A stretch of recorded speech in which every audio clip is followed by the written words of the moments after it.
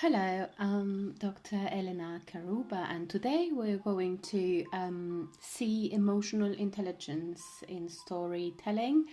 We're going to make the difference between emotional intelligence and technical intelligence, and then we're going to explore how to build up emotional intelligence through education, so emotional education and culture. Um, you can start by asking yourself these questions. How do you interpret yourself? Where your emotions arise from? How your childhood influenced you? How to act with balanced fears, wishes, envy, anger, all these distressing emotions while working. Third, do you feel that what others feel? So if we deal with the first question, we are in the self-awareness realm. So we're dealing with the self-awareness. It leads to your awareness of your emotions, how you manage them, how you use them in favor of your career.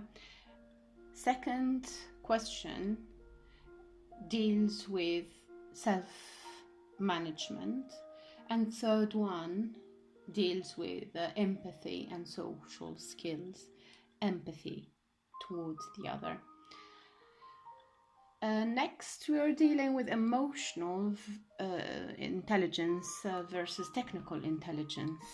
Imagine kids learning technical skills, starting with maths, food tech, PE, so physical education, becoming brilliant in accounting, building, nursing, plumbing, a higher level with weapon industry, chemical research, biological research. Fantastic, amazing, very effective, technically adept, technically useful, beautiful.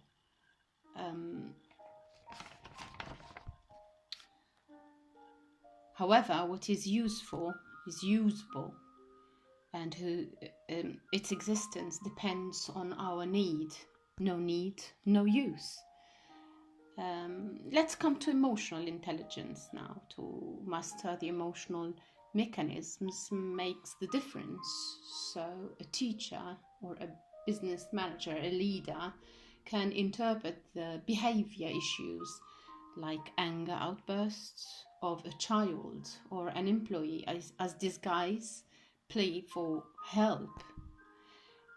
Hatred manifestation can disguise love, envy, professional ambition, etc. Thus, they can challenge the more resilient, for example. So, if you're a leader, you know in your staff the right employee to challenge because they are more resilient, for example. It helps you a lot manage your human resources. It's something that happens with experience, but mainly we have to know the family, how family influences childhood. But because we cannot make things fantastic in every household, we must rely on school to educate our children emotionally. What is the lesson where we can educate our children and make them study emotions or nurture their emotions? Teachers should know how to stir pupils' emotions and make them feel what a character goes through. Another example, in a business school, we need to talk about the literature from an industrial point of view, like in Charles Dickens' Hard Times, Émile Zola's Germinal, Franz Kafka, The Metamorphoses, Paolo Volponi, Memoriale. These are novels that lead you, make you understand how industry affected the life of people at that time. Or from another example, from another point of view, so the evolution of the hero in world literature. When it comes, one day it can, you need to narrate the story of the company as a family.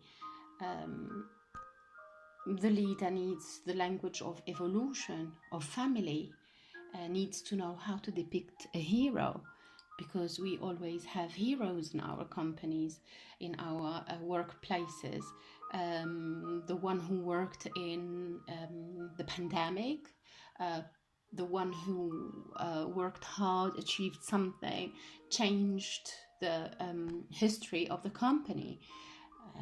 So storytelling is one of the main lessons that help children nurture their emotions. Workers and students at university know how express these emotions and deal with them in the future, in their future career. The most important sentence to me when I teach storytelling is show, do not tell. Show from the words. Make students understand the subtlety of these feelings and words, and how to use language, master the language as a tool to express their emotions, or the emotions of a character, as an education, in an educational process. The storytelling and narrative are best ways to educate ourselves emotionally at schools and privately. You can read privately, but it's never enough. We need to know and experience, to be aware of our emotions and other people's emotions. Literature nurtures our emotions with its sublimatic effect, and teaches us the appropriate language to deal with our emotions. Teachers, like managers, leaders, need to experience empathy and accordingly verbally act